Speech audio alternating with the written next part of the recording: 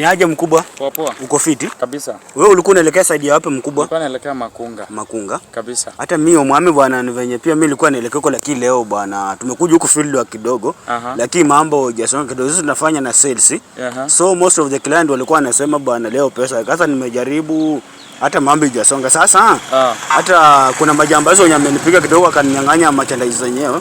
Sasa nilikuwa naomba hata kama una move side ukaweze kuniokolea tu, nitashukuru pia. Ni sawa, lakini sasa si unaelewa hapa bro niko kazi na pia mafuta ilipanda. That's why yani nimeanza na kuomba kama unaweza niokolea boss, ujuangi ya kesho yani. Nilikuwa natamani kama ni msaada utafute kanisani, hapa niko kazi. Uko kazi? Kabisa. Brother, ungejaribu tu kuniokolea kidogo, ujuangi ya kesho naweza kuokolea pia mimi labda kesho. Maybe nikuombe maombi ninaweza kukuokoa. Unajifanya aje mkubwa?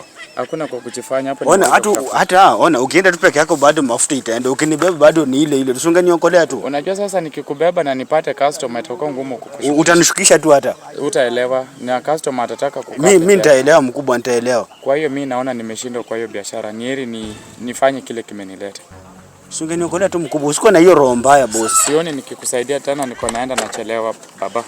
Si kwa leo, nitakusaidia kwa siku nyingine.